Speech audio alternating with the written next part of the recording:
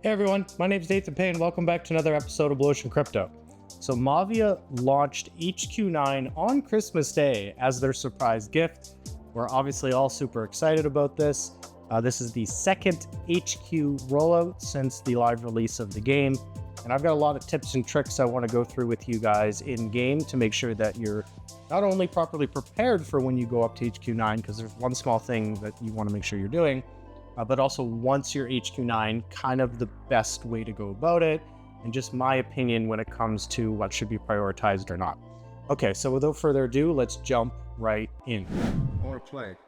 Okay, so now that we're in game, you can tell I'm already progressed. I've already done a fair bit, but there's one important thing I want to mention before you go up to HQ9, and it's when you're in your laboratory. So you can have something researching while the lab is upgrading.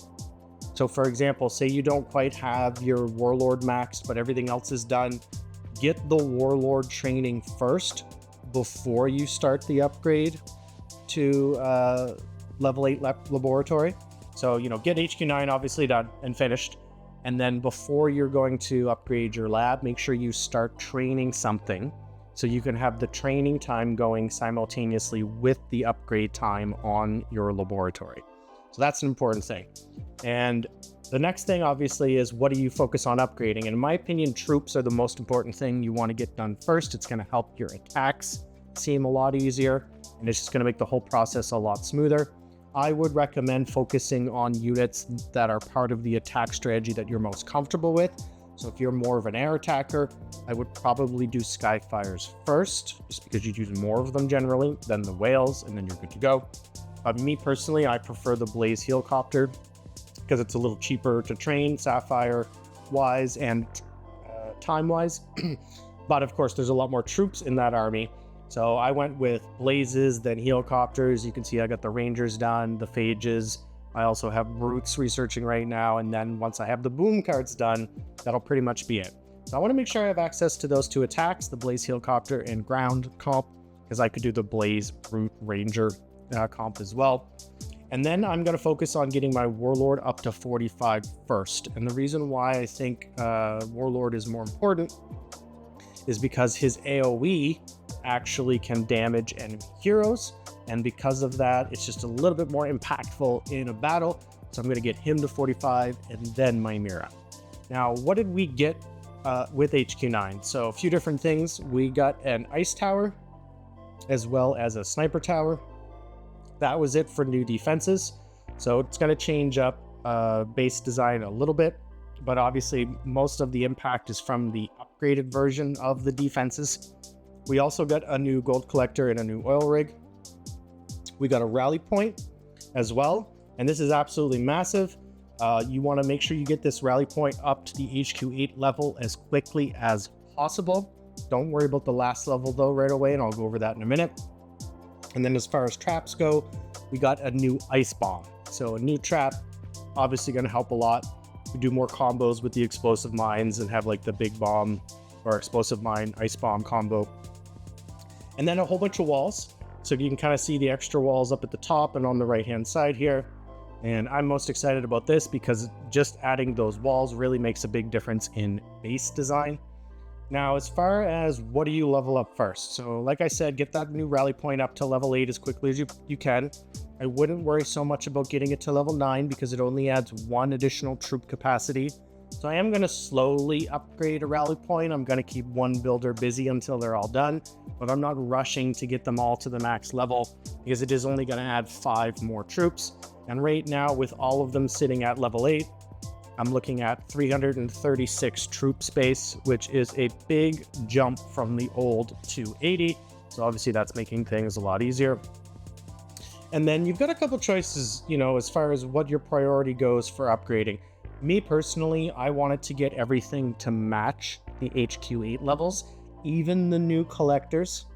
I got them up to level 8. I'm not going to do level 9, but I got them to match my HQ8 levels.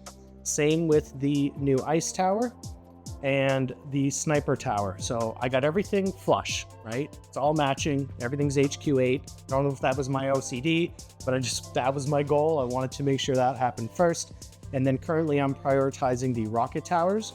A couple reasons for that. One, they're the most expensive thing to upgrade at 9.4 million. So I just want to get it out of the way. You know, one less big thing I have to worry about. Also, rocket towers help against the ground and air meta that we're seeing right now. But I would probably go for the anti-airs being my next upgrade right after the rocket tower. And I remember back when HQ8 first came out, when you were searching for bases, if you've seen someone with leveled up rocket towers, you'd actually skip their base. You'd be like, oh, nope, not dealing with that. I'm going to move to an easier base. So I'm feeling like rocket towers might have that same kind of impact. And because they're the most expensive, I want to upgrade them first, then anti-air. Then it's really up to you what you want to do after that. But I think there's two things that some people might miss when it comes to what to prioritize for defenses. So firstly, it's your storages. The capacity is nice, but it's not necessarily needed right now. The hit points, however, are substantial. You know, additional 307 hit points. That's a few seconds sometimes, and even longer if heroes are stuck on storages that can really contribute to your defenses. Now, should these be leveled up before any defensive structures? That's up for debate. Maybe not. Maybe. It's hard to say.